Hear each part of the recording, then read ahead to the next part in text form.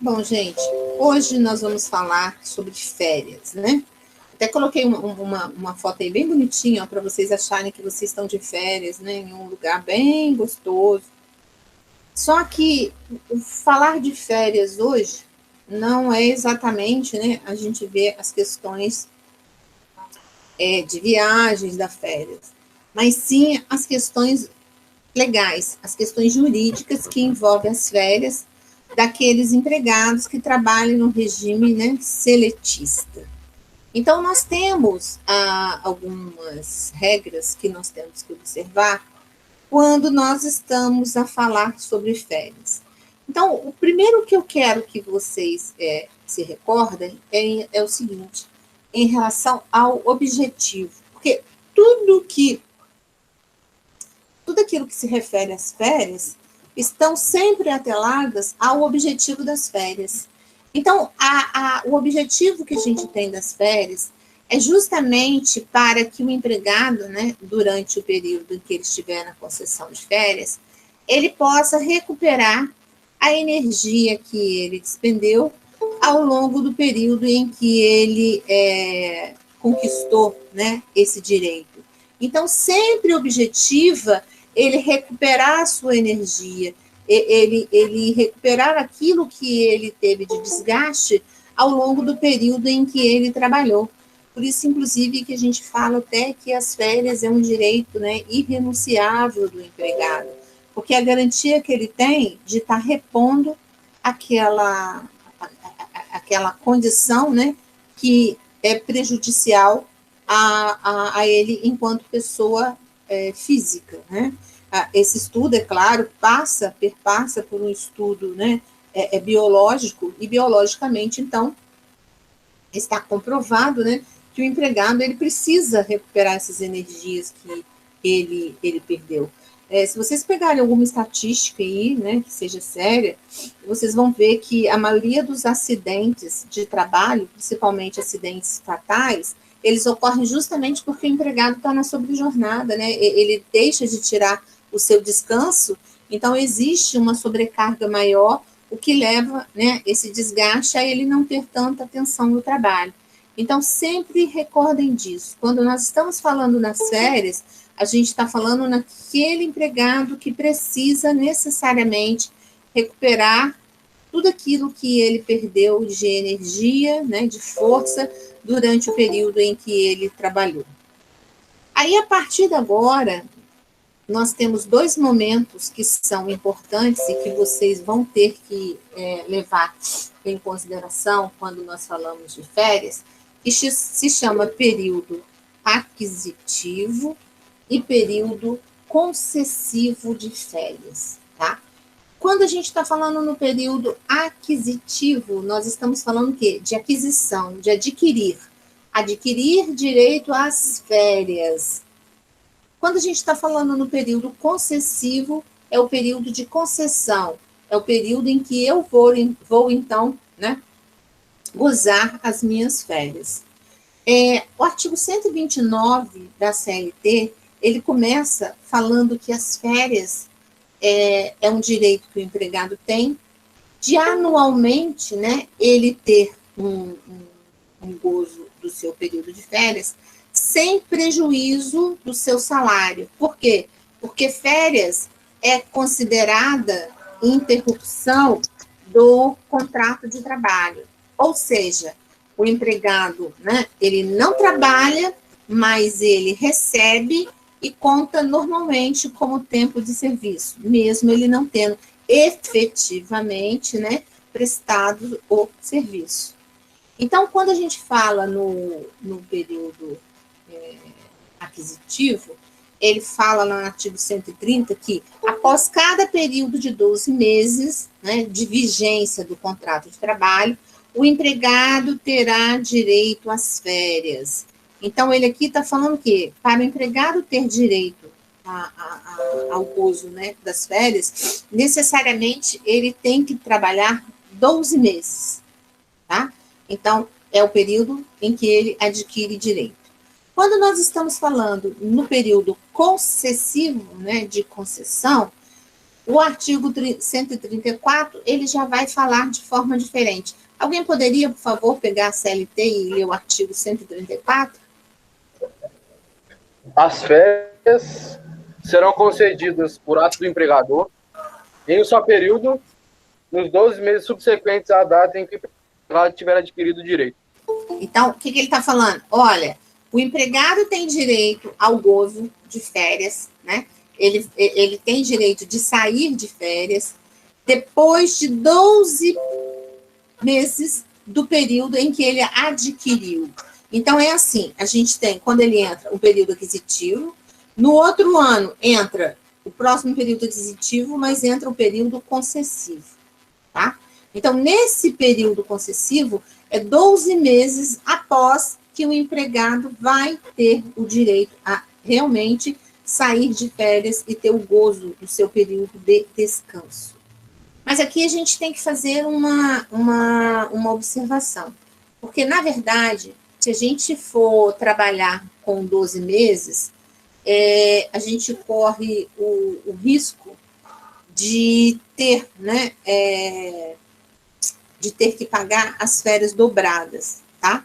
Então, por isso que, na verdade, a gente não faz o cômputo como 12 meses. Aqui a gente trabalha com até 11 meses, porque se vencido 2 períodos aquisitivos, as férias devem ser pagas de forma dobrada.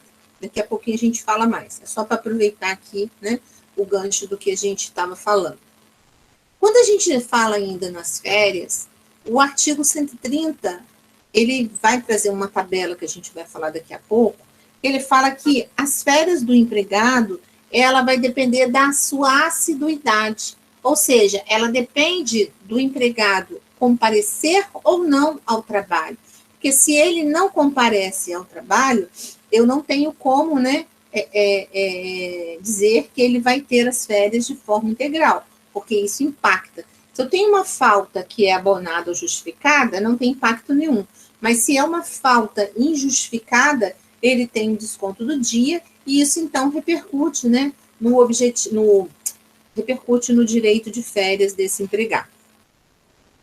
A gente falou no período concessivo, né? Quer dizer, conceder as férias ao empregado. Na verdade, a lei diz que o ideal é que as férias sejam concedidas num único período, né? De uma única vez. Porém, com a reforma trabalhista, houve, né, se abriu a possibilidade, tá? Desde que tenha a concordância do empregado, desse período de férias ser repartido em 3 períodos, em 3 momentos distintos. Só que a gente tem que observar que se repartir, né, em 3 períodos, um desses períodos não pode ser inferior a 14 dias corridos, porque é corrido para justamente o empregado poder, né, recuperar. Porque se eu dou um dia, depois trabalho um dia, aí volta um dia, ele não vai recuperar, certo? E os demais, eles não poderão ser inferiores a 5 dias. Então, vejam que ele traz, né, uma nova possibilidade, antes era só em 2 períodos, e agora ele traz uma nova possibilidade, mas ele fixa, né, alguns prazos que a gente tem que observar, 14 dias e 5 dias. Outra coisa que a gente tem que observar em relação, né, ao empregado quando ele está de férias. Durante as férias, tá, o empregado, ele vai receber a sua remuneração como se ele estivesse trabalhando. Porque, como eu falei no início, é um caso de interrupção do contrato de trabalho. O contrato de trabalho, ele é interrompido e não suspenso. Então, ele trabalha, mas recebe normalmente, né, como se tivesse trabalhado o período inteiro que ele teve de descanso. Por que a gente colocou aí remuneração? Porque a gente viu lá, quando nós estudamos remuneração, que tem algumas verbas, né, que tem natureza salarial, como o caso, por exemplo, do adicional de insalubridade, que vai compor, né, a remuneração do empregado. Então, quando ele sair de férias, o valor, né, dessa média vai ser integrado à sua remuneração, tá? Então, por isso que, em vez de a gente falar aqui salário, a gente prefere falar remuneração, porque é a integralidade do valor que ele teria, né, direito com os demais consectários. Outra coisa que a gente tem por força da Constituição é o adicional de 1/3. Então, o empregado, quando ele sai de férias, além do valor das férias, ele tem direito a mais 1/3, né, de complemento de férias, tá? O que acontece? A gente só tem que observar, em relação a esse 1/3, que nós podemos ter uma norma coletiva dispondo de forma diferente, não a menor, é claro, mas a maior. A gente tem empresa, por exemplo, que paga um adicional de 70%, 100%, 80%. Isso, desde que convencionado, pode ser também até um regulamento de empresa, né? Não tem problema nenhum, porque aí nós estaríamos aplicando o princípio da norma mais benéfica, tá? Então, a gente tem sempre que estar preservando, né, essa observância a essa condição de olhar se nós temos uma norma coletiva ou se nós temos um regulamento de empresa que traz um benefício maior em relação a esse acréscimo. Se tiver, a gente vai aplicar aquilo que é mais benéfico ao empregado por conta do princípio da proteção. Outra coisa que nós temos que observar. Lá nós falamos em adicional, né, que é justamente um acréscimo de 1/3. Mas nós temos também o abono de férias. O que é o abono de férias? O abono de férias, ele nada mais é do que a venda de férias, tá? É o empregado vender parte das férias dele. A lei diz que o empregado, ele só pode vender 1/3 das suas férias. Não é correto falarmos que o empregado pode vender 10 dias. É muito comum, né, a gente que trabalha, ouvir o empregado falar assim, não, eu vendi 10 dias de férias.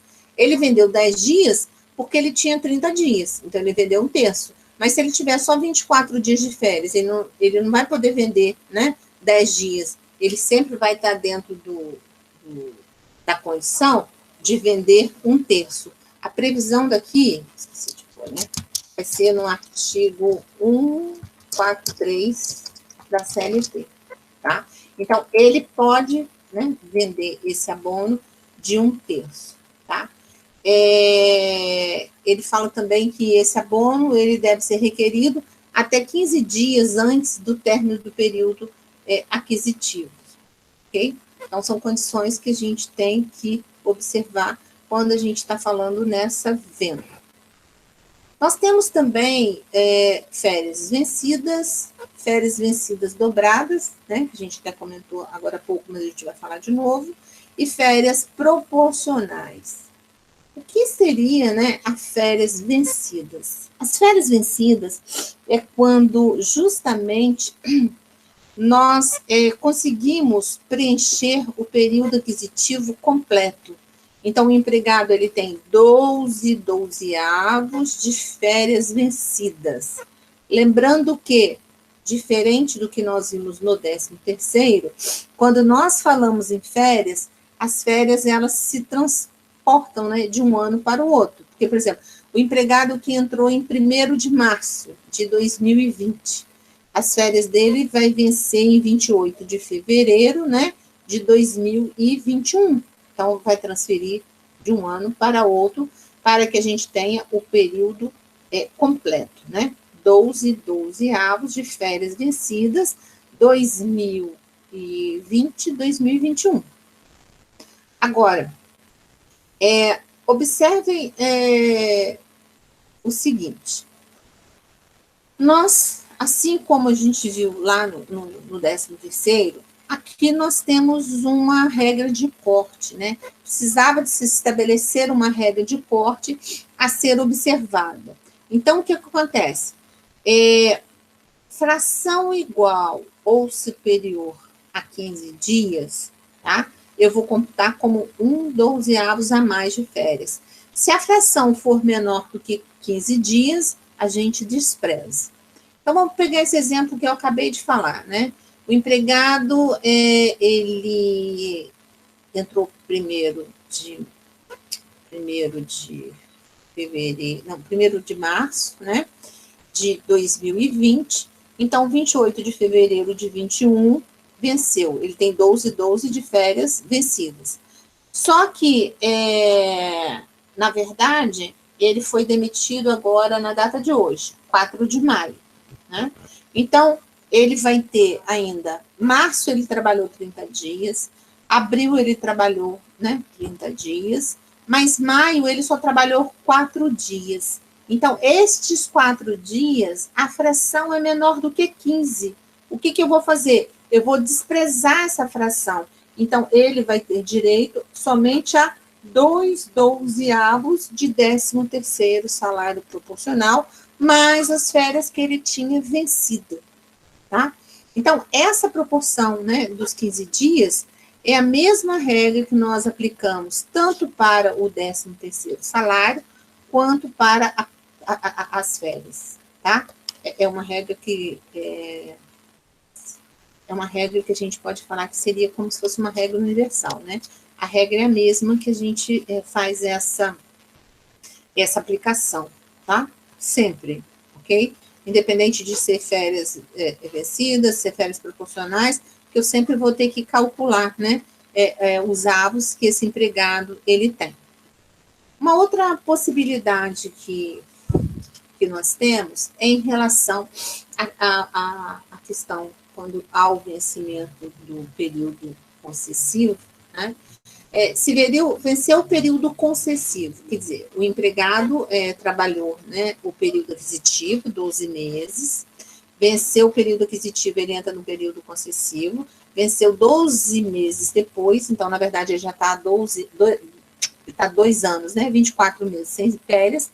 Este empregado, ele pode entrar com uma reclamação trabalhista, tá?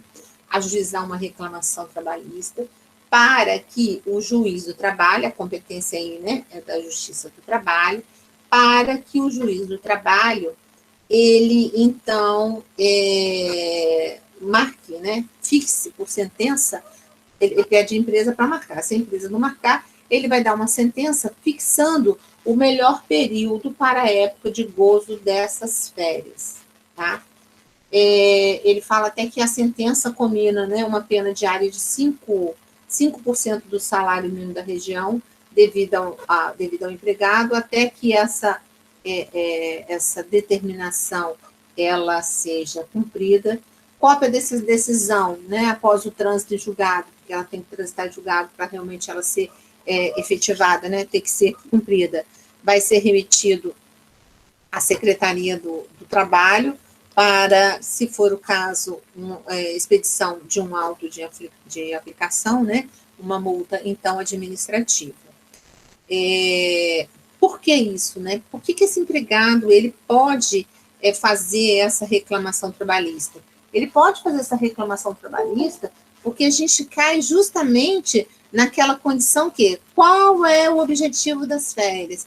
O objetivo das férias é que o empregado tenha a recuperação da sua energia, né? Que ele tenha condições de recuperar.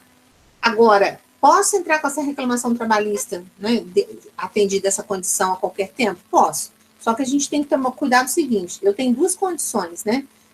Primeiro, atender os requisitos do que está no artigo 137, do que está na lei, e segundo, eu querer ser demitido, porque nenhuma empresa vai deixar que um empregado que está na ativa reclame contra ela, tá? E você não tem nenhum garantia legal que, se você reclamar, o empregador ele tem que te manter na empresa, porque isso aqui não gera nenhum direito a uma estabilidade, ok? Até porque o empregador nessa condição, só um minutinho, já vou deixar eu falar. O empregador nessa condição, ele vai, possivelmente, depois que dá as férias para o empregado e passar um tempo, ele vai demitir ele por conveniência de serviço. Mas é uma opção que o empregado tem, inclusive se ele quiser ser demitido, tá? Pois não. Isso cabe rescisão indireta, professor? Das férias? Olha, Flávio, deixou trepar 2 férias e não se manifesta em pagar as férias. O empregado pode entrar solicitando uma rescisão indireta? olha, poder até ele pode, mas na verdade nas férias, quando não há concessão das férias, o que tem previsão legal é que você peça ao juiz que determine a marcação das suas férias. Ele não fala especificamente na rescisão. A rescisão, eu acho que para você conseguir uma rescisão positiva, além das férias, tinha que estar atrasado, por exemplo, o fundo de garantia, salário, outras coisas, entendeu? Porque as férias, ela tem um regramento, né, em que a lei já diz que você tem uma ação própria a pedir a fixação das férias. Agora, também nada impede que você promova, né, a reclamação e o juiz entender de te dar rescisão indireta do contrato de trabalho. Não entendi. É porque, igual a senhora falou, se um funcionário ele vai pleitear a segunda férias, a probabilidade de ele ficar na empresa é mínima. Sim, sim, sim. Mas ele pode postular, mas vai acontecer ele não ganhar, entendeu?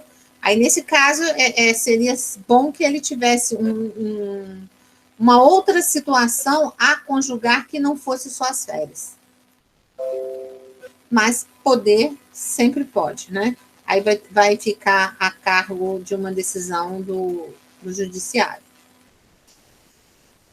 Férias proporcionais. O que vem a ser, né, as férias proporcionais? As férias proporcionais é quando justamente, né, o empregado ele não conseguiu completar o período aquisitivo total. Então, ele vai receber o quê? Proporcionalmente aos avos que ele trabalhou. Então, usando aquele exemplo que nós falamos, né, da pessoa que teve férias agora, teve férias, né, em fevereiro, aí ele tem março, abril, né, maio ele não tem porque a fração é menor do que 15 dias, então, no caso, ele tem 2 dozeavos proporcionais. E esses 2 dozeavos proporcionais, ele ocorre na rescisão do contrato de trabalho, né? Então, o empregado, neste caso, dessa proporcionalidade, ele não tira, né, regra geral, as férias. Ele vai ser indenizado desse período de proporcionalidade das férias, por conta de que, por alguma circunstância, ele não completou, né, o seu período aquisitivo completo. Ok? Então, férias vencidas, completou integralmente, 12 avos. Férias proporcionais, ele não completou integralmente, somente parcial. Aí a gente sempre vai jogar aquela regra, né, da fração igual ou superior a 15 dias. As férias dobradas eu já expliquei para vocês, mas só vou recordar aqui, né? Venceu 2 períodos aquisitivos completos. O empregador não deu férias, o empregado, então, tem direito às férias dobradas. Agora, lembrando que férias dobradas não quer dizer que, por exemplo, ele vai ter 30 mais 30 dias de férias. Não. Ele vai ter 30 dias de férias, porém, o valor econômico, né, dessas férias, ele vai receber dobrado. Então, vamos supor que as férias dele com texto constitucional fossem 3 mil. Então, ele tem direito, né, de receber 6 mil, porque vai dobrar o valor que ele tem a receber. Por isso é que a dica não esperar, né, os 12 meses que estão previstos no artigo 137. Porque se você esperar os 12 meses, né, você já vai ter a dobra. Então, o que a gente faz? Lá no período concessivo, quando ele estiver no 11º mês, a gente justamente já dá as férias para evitar que haja acumulação e você tem, então, que pagar essas férias de forma dobrada, tá? Esse vamos dizer, é o pulo do gato que a gente tem que observar no que se refere às férias. Importante, né? Férias é direito irrenunciável do empregado, né? O empregado, ele tem o direito de tirar férias. Alguém poderia, por favor, ler o artigo 143?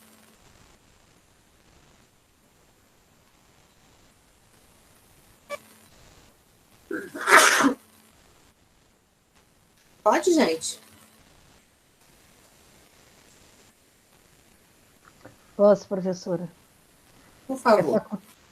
É facultado ao empregado converter 1/3 do período de férias que tiver direito em abono pecuniário no valor da remuneração que lhe seria devida nos dias correspondentes. A gente já tinha visto isso, né? Da questão da venda, né? Do abono pecuniário. Mas o que acontece? O que a Virgínia acabou de ler para a gente? Ele diz que eu posso vender 1/3. Ele diz que eu posso vender todas as minhas férias? Não, né? Mas vamos dar um exemplo prático. Vamos supor que a Ana, vamos pegar a Ana, porque ela já falou que tem filhos, né? Vamos supor que a Ana, ela queira muito fazer, né? Quando a pandemia passar, é claro, né, Ana? Por favor, ela queira fazer uma viagem com os seus filhos. E, né, viajando com criança, ela quer fazer uma viagem, assim, mais especial, ela vai ter um gasto maior. Ela sabe, por exemplo, que o colega dela teve um problema de saúde, não está trabalhando, que o chefe precisa muito dela. Só que está no período dela já de férias, e se ela não tiver férias agora, vai fazer a dobra. Mas o que ela faz? Ou independente mesmo que não tivesse a dobra. Ela fala para o empregador assim, olha, eu não tenho interesse, eu prefiro que você compre, né, as minhas férias. Aí o empregador vai, compra as férias da Ana, paga para a Ana, tá certo?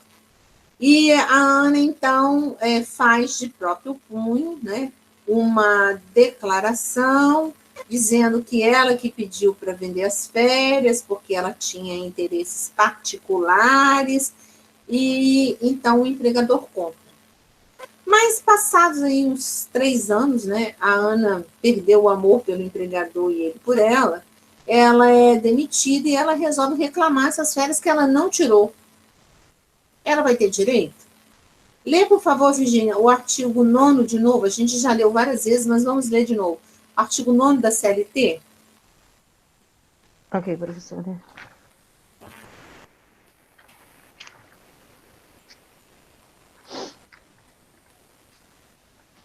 Serão nulos, de pleno direito, os atos praticados com o objetivo de desvirtuar, impedir ou fraudar a aplicação dos preceitos contidos na presente consolidação.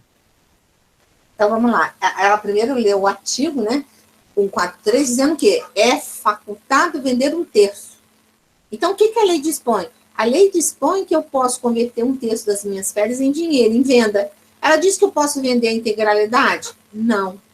Férias, por conta do objetivo que a gente viu lá no início da aula, né, que é o descanso do empregado, ela é um direito indisponível do empregado, é um direito irrenunciável.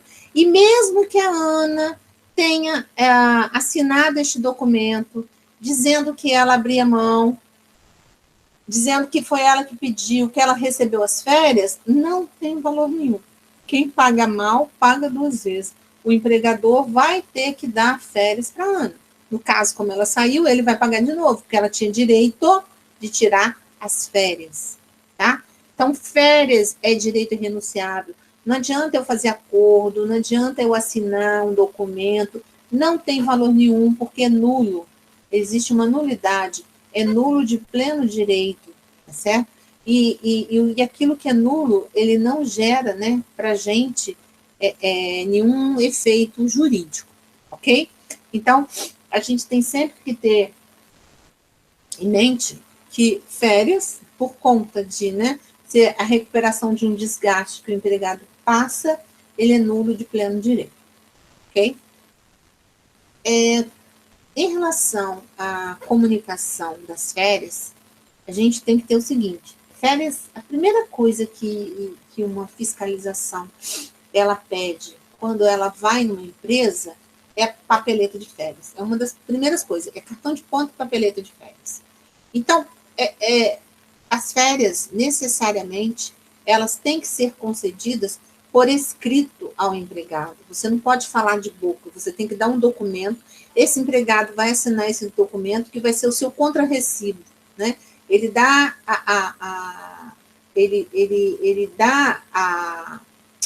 o recibo dizendo a data em que ele foi notificado, né? Como ele foi notificado, para justamente ter a comprovação se foi feita de forma correta. E, por outro lado, as férias, elas devem ser, né, comunicadas com mínimo de 30 dias. Por quê, gente? Porque aquele empregado, né, que ele está sendo colocado em férias, ele tem o direito de saber quando inicia suas férias, quando vai terminar suas férias, né? Quanto que ele vai receber de férias. Ele tem que se organizar, tem que organizar a sua família. Então, a gente tem que fazer essa comunicação com mínimo de 30 dias, tá? Salvo exceção, como a gente tem agora, né? Saiu, na semana passada, saiu a medida provisória 1045 e a 1046, que ela acaba com esse prazo, mas é um caso excepcional agora, em decorrência da pandemia. Mas, pelas regras da CLT, o que vale é o prazo de 30 dias. Em relação à questão da anotação, né?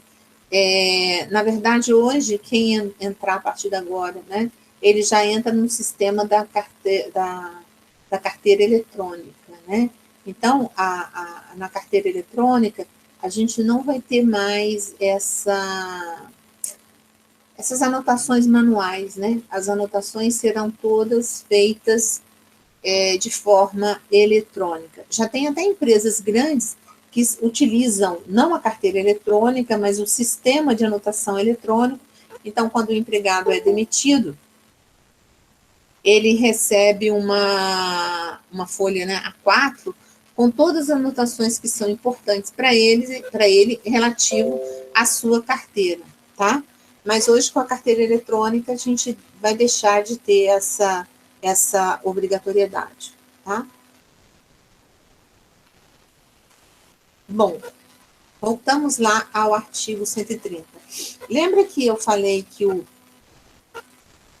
o artigo 130, ele trazia para a gente uma tabelinha, né? Então, eu já falei para vocês, nós temos o que eles denominam de faltas justificadas e nós temos as faltas injustificadas. Né?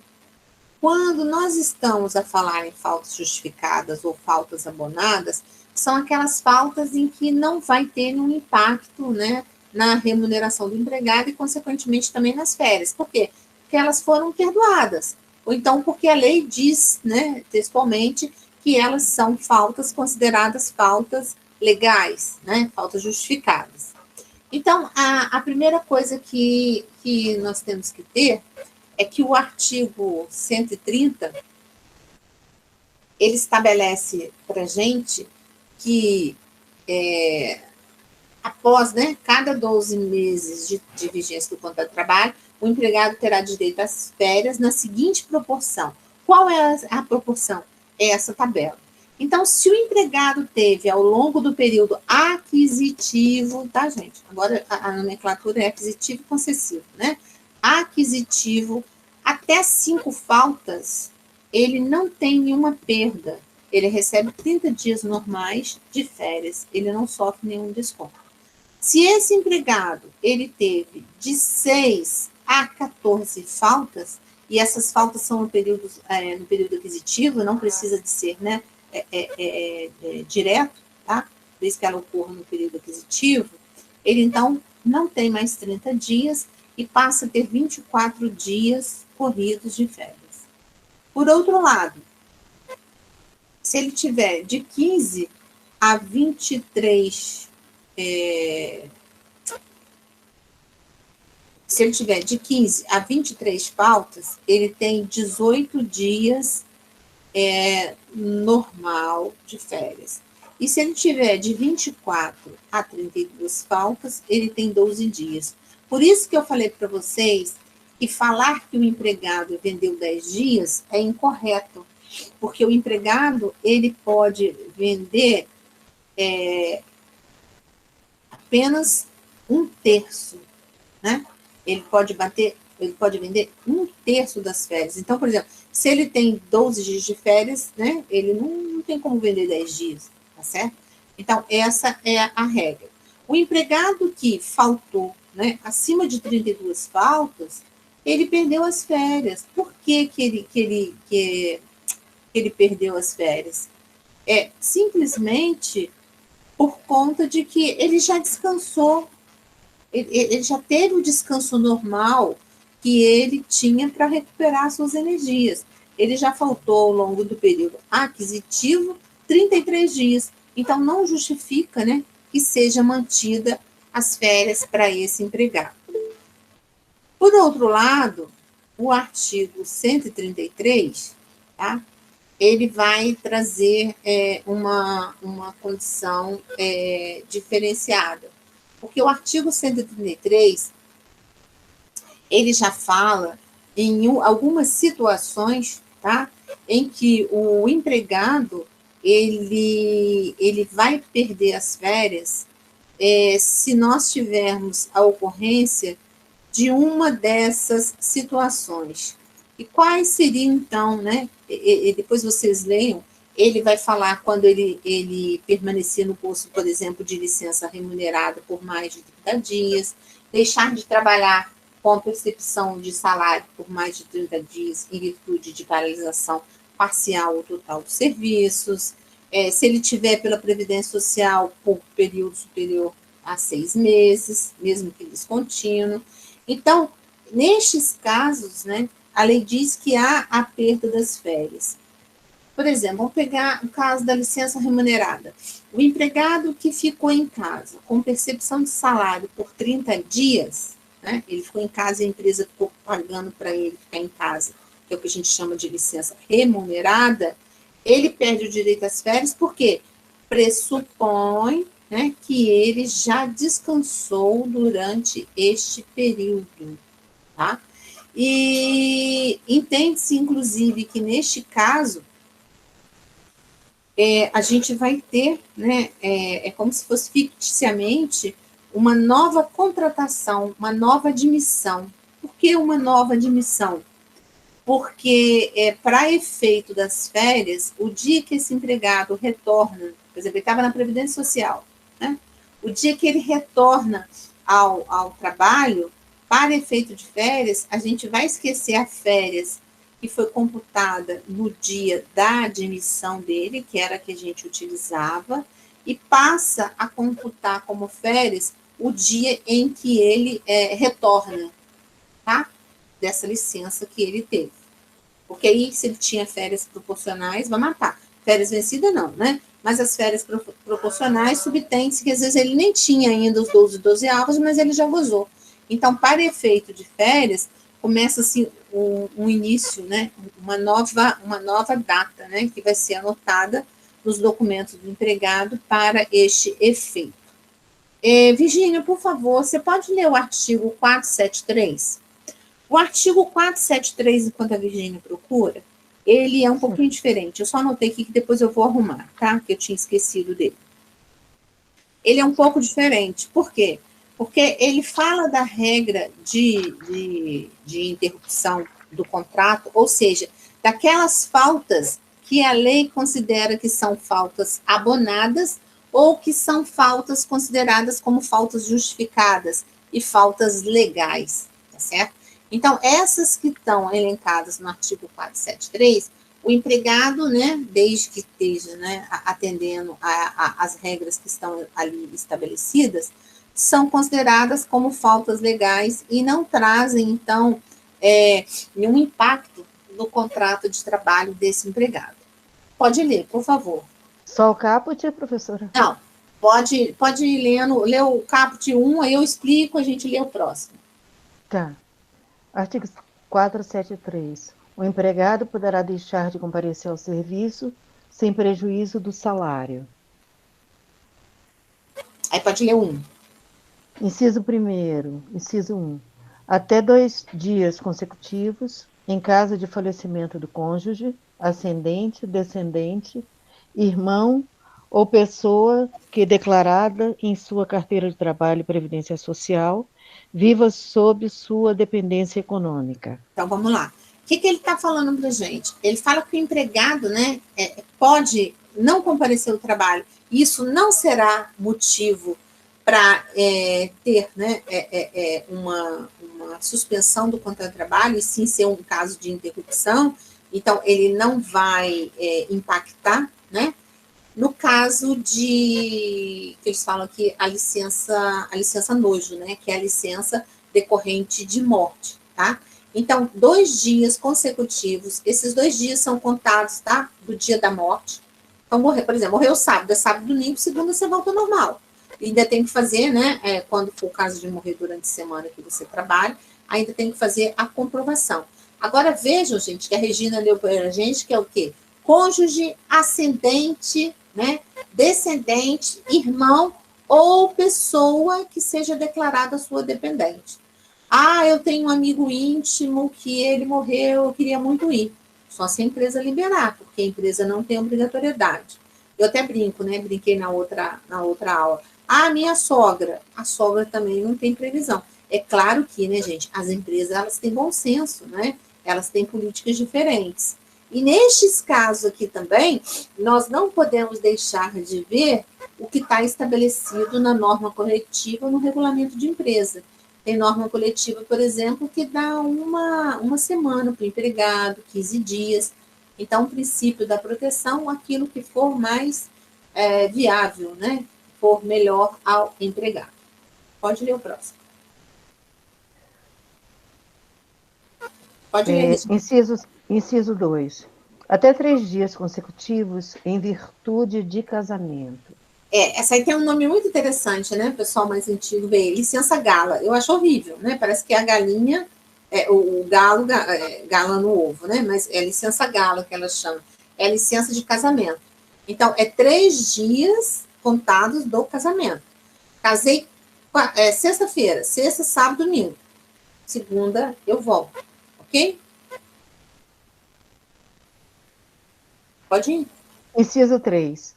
Por um dia, em caso de nascimento de filho, no decorrer da primeira semana. Na verdade, hoje, essa licença paternidade ela é de 5 dias, né? Por força da Constituição, tá, gente? Então, assim, leiam aí 5 dias, tá? Então, ele tem 5 dias na primeira semana, né? Para ele poder curtir lá o bebê, fazer o registro da criança e tudo mais. 4.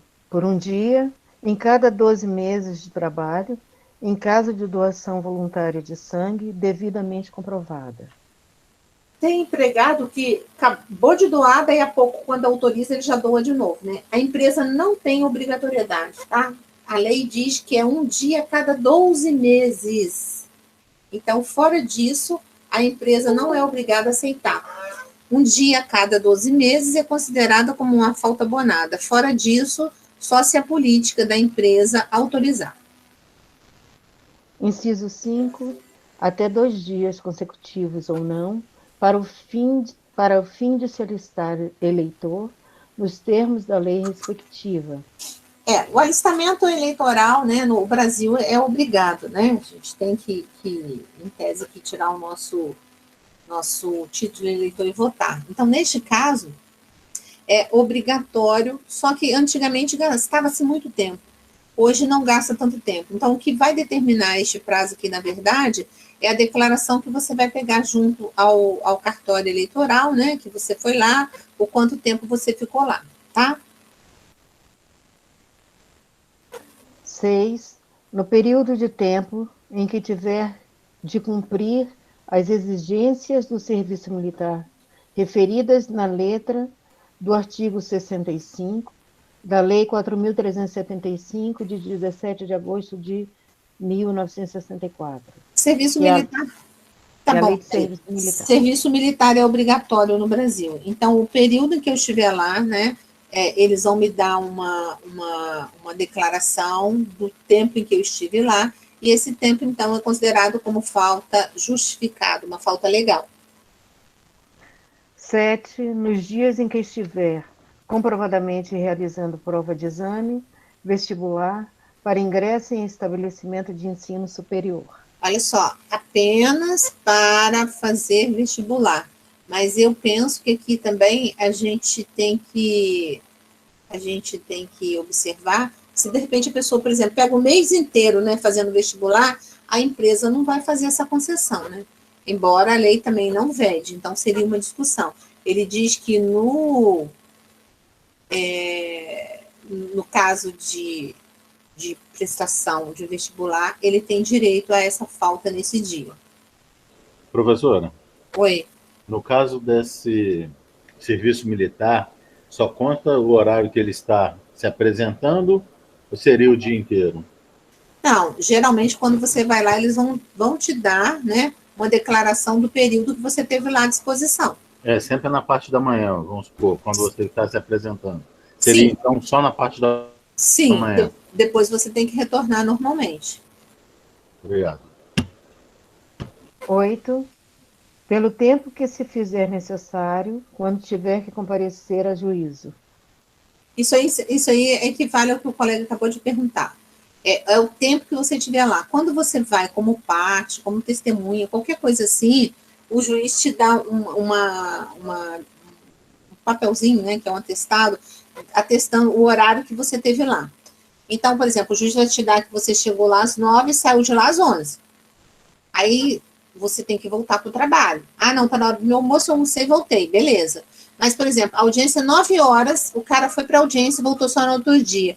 A empresa não vai abonar esse período inteiro. Até porque o juiz não vai dar essa declaração de ausência correspondente a todo esse período. Ok? 9. Pelo tempo que se fizer necessário, quando na qualidade de representante de entidade sindical, estiver participando de reunião oficial de organismo internacional, do qual o Brasil seja membro. Ah, foi lá numa reunião, né, da OIT. Este caso também é considerado como interrupção do contrato de trabalho. Todos esses que estão elencados aqui no artigo 473 é causas de interrupção do contrato de trabalho, tá? 10. Até 2 dias para acompanhar consultas médicas e exames complementares durante o período de gravidez de sua esposa ou companheira. Então, até 2 dias para acompanhar, né, exame de gravidez. 11. Por 1 dia por ano para acompanhar filho de até 6 anos em consulta médica. Esse aqui, o Estatuto da Criança e do Adolescente, nossa, falei código agora. O Estatuto, ele também não traz nenhuma previsão. E, infelizmente, ficou realmente só 1 dia por ano, tá? Para você acompanhar a filha ao médico até 6 meses. É claro, né, gente, que geralmente as empresas, elas tentam, né, minimizar isso. Mas se for aplicar o que está na lei, é isso aí que está na lei. E, por fim, para o inciso 12, até 3 dias em cada 12 meses de trabalho, em caso de realização de exames preventivos de câncer devidamente comprovada. Esse entrou em 2018. Então, você pode faltar até 3 dias, né, você levando atestado que você foi fazer o exame para comprovação, né, de exame preventivo do câncer. Então, gente, esses artigos que estão elencados no 473, eles são considerados motivos de interrupção do contrato de trabalho, tá?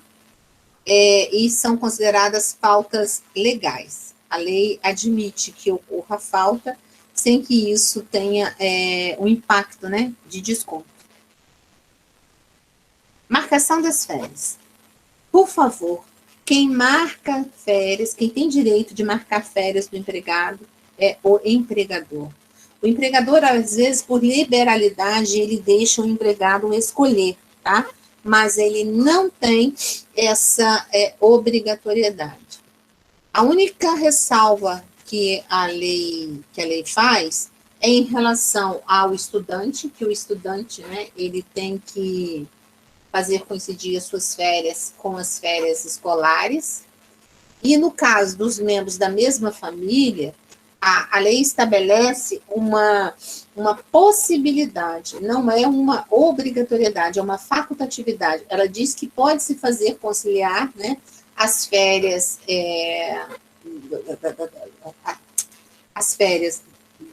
de pessoas da mesma família, desde que isso não resulte prejuízo à empresa. Porque se resultar prejuízo à empresa, não haveria como a gente estabelecer essa obrigatoriedade, tá? Deixa eu até mudar aqui, gente. Esse aqui não é o artigo, não é o 134, não. Aqui vai ser o 136. Eu já estou falando outra coisa. Então, o estudante também é menor de 18 anos. Deixa eu só arrumar aqui que depois eu vou pular para vocês. Menor de 18 anos. Só nessa condição. Okay? Só um comentário, professora, sobre essa liberalidade do empregador, né, do funcionário marcar férias.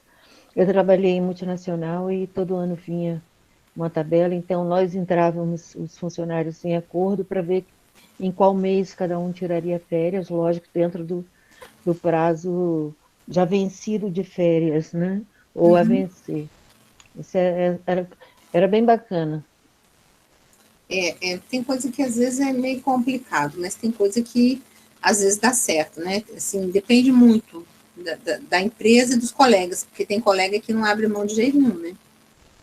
Aí fica difícil. Essas férias coletivas daqui, mas daqui a pouco a gente vai falar sobre elas, tá? As férias coletivas, elas têm previsão do artigo 139 ao artigo 140, e para que ela seja válida, a gente tem que dar férias de uma parte da empresa, ou um grupo de empregados, ou toda a empresa. Não existe férias coletivas de um único empregado, tá? Pode até ser de um setor, mas um único empregado não.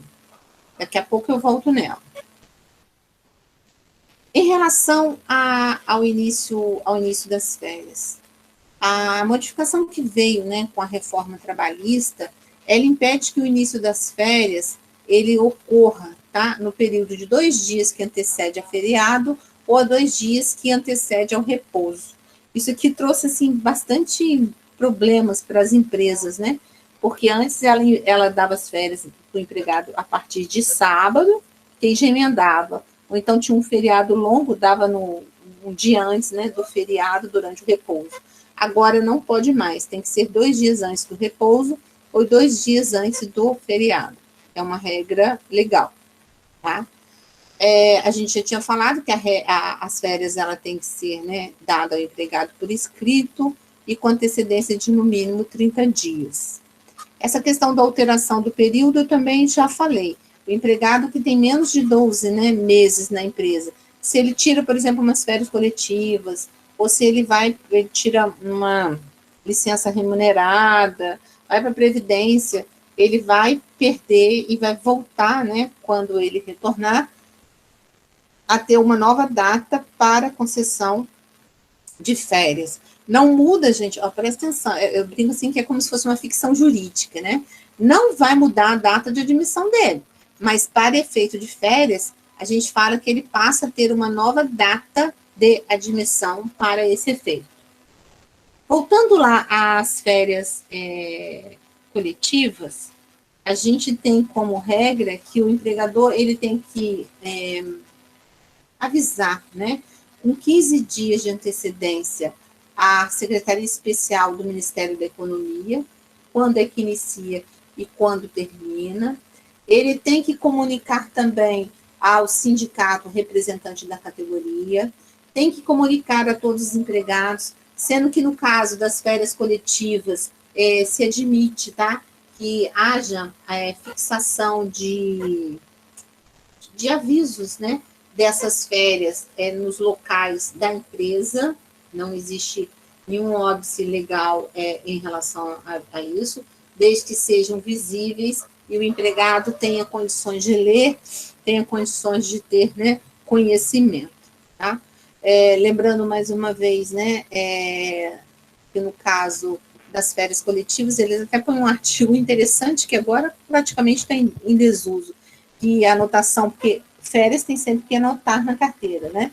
Então, ele fala que quando for uma férias coletivas, devido ao volume de empregados, Você poderia só fazer uma etiqueta ou bater um carimbo em todas as carteiras. Mas isso hoje vai se tornar defasado em face da carteira de trabalho eletrônica, né? Online. Hoje todo mundo vai ter que ter um bom celular, né? Porque tanta informação que você vai ter que ter no seu celular que a gente não vai dar conta. Outra coisa importante é em relação ao pagamento das férias. Virginia, você se importa de ler o 145, por favor? Claro, professora. Só um minutinho.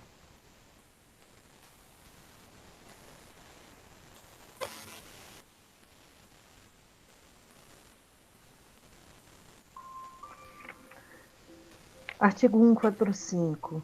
O pagamento da remuneração das férias, e se for o caso, o do abono referido no artigo 143, serão efetuados até 2 dias antes do início do respectivo período. Então, o que acontece? De longa data, existe a determinação de que o pagamento das férias, e também se houver a venda, né, de 1/3 das férias, ele tem que ser pago com 2 dias antes do início das férias. Muitas empresas, tá, gente, não cumprem essa regra, né? Não cumprem por quê? Às vezes por não cumprir mesmo, porque acha que deve pagar só na volta, e algumas até eu entendo porque não cumprem, porque assim, o empregado vai sair de férias, né? Então ele é avisado com 30 dias, 2 dias antes eu avisei ele, paguei ele, mas eu paguei o quê? O mês que ainda vai vencer para frente, né? Então ele ficou fora da empresa 30 dias. Esses 30 dias, ele recebeu lá 2 dias antes dele sair. Quando ele retornar, ele não tem pagamento. Ele só vai ter pagamento depois, daí 30 dias. Então, na cabeça desse empregado, ele ficou 60 dias sem pagamento. Ele esquece que esse dinheiro das férias foi antecipado para ele em 30 dias. E férias você já viu, né? O povo gasta tudo, né? Vai para a praia, vai fazer um social com a esposa, gasta tudo e depois como é que faz? O maior problema que as empresas têm, de uma forma geral, o RH, é conseguir demonstrar para esse empregado que foi feito de forma correta, que ele não foi lesado, né? Que essa antecipação é uma antecipação do salário que ele receberia só no próximo mês. Então, assim, é difícil o empregado entender. Mas, assim, muitas empresas, eu diria para vocês, uma grande parte das empresas não cumpriam isso. Aí o TST veio, em 2014, e estabeleceu a súmula 450, né, do Tribunal Superior do Trabalho. Essa súmula diz o seguinte: férias, gozo na época própria, pagamento fora do prazo, dobra devida, artigos 137 e 145 da CLT. É devido o pagamento em dobro da remuneração de férias, incluído o terço constitucional, com base no artigo 137 da CLT, quando ainda que gozadas na época própria, o empregador tenha descumprido o prazo previsto no artigo 145 do mesmo diploma legal. O que isso quer dizer? A empresa deu férias ao empregado, tá? Ele tirou normalmente dentro do período, só que ela não fez o pagamento 2 dias antes. Neste caso, ele tem direito à dobra das férias. Não é período, ele não vai ter, por exemplo, 60 dias, mas ele tem 4.000 de férias, então ele vai receber 8.000 de férias. Ele tem direito à percepção do valor econômico das férias de forma dobrada, tá? E assim, a gente acompanhando, né, as decisões dos tribunais, o judiciário em peso tem aplicado essa súmula, assim como uma certa eficácia, porque, na verdade, o artigo 145, né, ele tinha a previsão de se pagar em 2 dias, mas como ele não trazia nenhuma penalidade, as pessoas deixavam de aplicar, entendeu? E agora, né, se pensa 2 vezes, apesar que eu já vi, assim, muitas contabilidades, né, desconhecem, e, consequentemente, então, o empregador acaba fazendo errado, porque não tem, né, conhecimento que a gente tem uma súmula que vem falando, né, sobre o tema, tá? Essa súmula é importante, tá, gente? Virgínia, agora o artigo 149 da CLT, que fala na prescrição. Ok, professora, vamos lá. A prescrição do direito de reclamar a concessão das férias ou pagamento da respectiva remuneração é contada do término do prazo mencionado no artigo 134, ou, se for o caso, da cessação do contrato de trabalho. O artigo 134, nós vimos que ele fala sobre qual período? Período concessivo. Então, o que acontece? Quando nós estamos falando na prescrição de férias, a regra é a mesma. 2 anos, retroativa aos últimos 5 anos do contrato de trabalho. Qual é a diferença? A diferença é o seguinte, nós vamos levar em consideração o período concessivo e não aquisitivo. Então, vamos supor, nós estamos em 2021, né? Retroagindo 5 anos, 2021, 2020, 2019, 2018, 2017, tá? Então, se eu tenho umas férias que venceu em 2016, período aquisitivo, eu não poderia reclamar. Por quê? Porque já passou os 5 anos. Mas eu levando em consideração o período concessivo das férias, tá? Ele vai entrar em 2018, né? 21, 20, 19, 17. Ele vai entrar em 2017. Então, neste caso, eu não tenho a prescrição. Ok? Então, acaba que no caso da prescrição das férias, mesmo a gente mantendo, né, a regra geral de 5 anos, 2 anos, termo de contrato de trabalho retroativo aos últimos 5 anos, como a gente leva em consideração o período concessivo, o empregado acaba tendo mais 1 ano, né, de possibilidade de reclamar as férias, tá? Mesmo que as férias, levando em consideração o período aquisitivo, tenham vencido, o concessivo ainda não venceu. Então, ela tem direito a essa postulação. Ok? Virgínia, para você terminar de ler, lê o 138, por favor. Ok.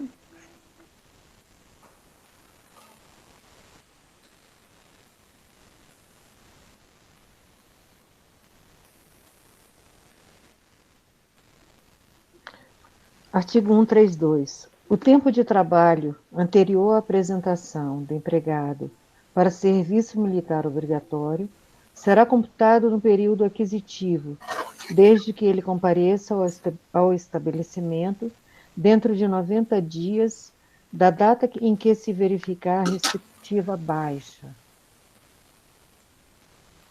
Peraí, 138... Professora, desculpa, eu li o 132, perdão. Eu vou ler o 138. Porque o 138 ele não fala sobre isso. Eu entendi o 132, perdão. 138.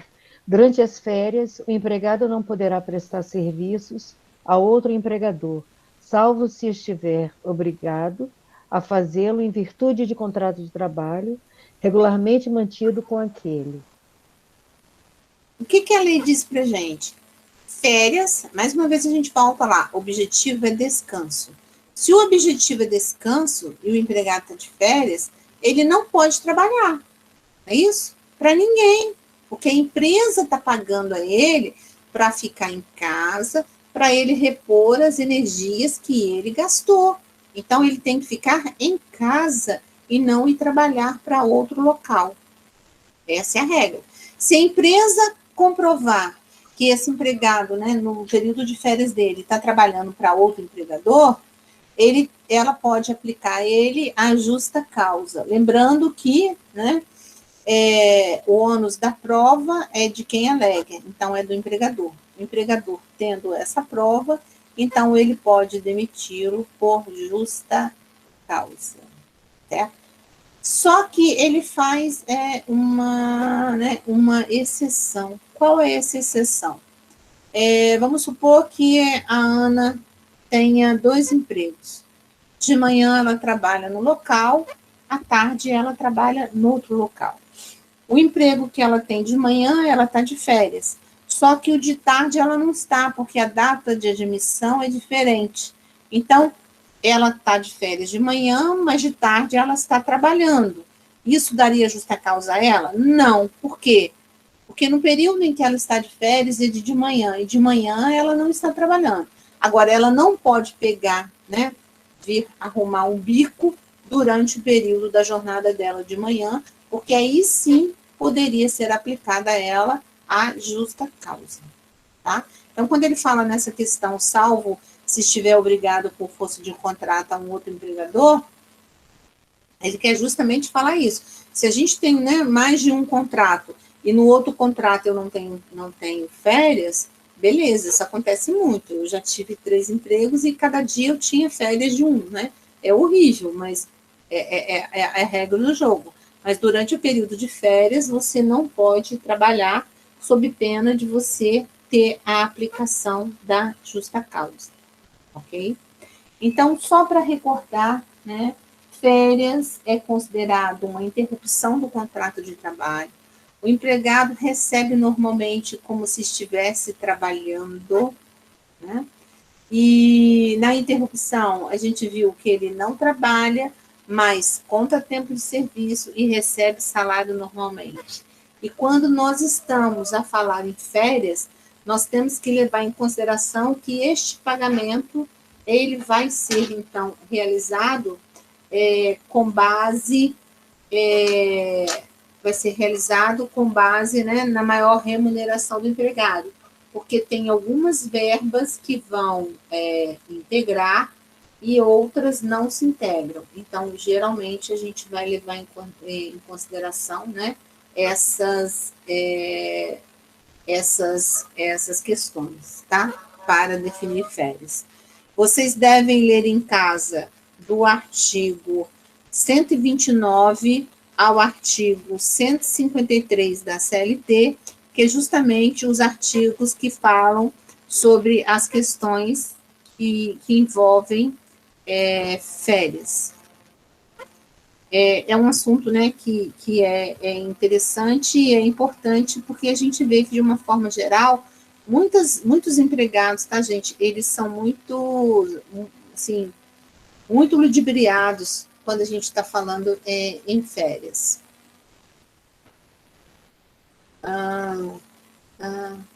Mas isso tem, tá, Ana? Muita gente. Tem gente que assina que saiu de férias e não tirou férias.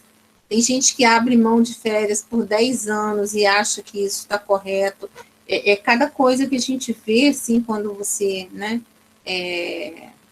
começa a lidar, que você fala, gente, não acredito que isso ainda aconteça no nosso século, mas acontece rotineiramente, principalmente com as pessoas, assim, mais humildes.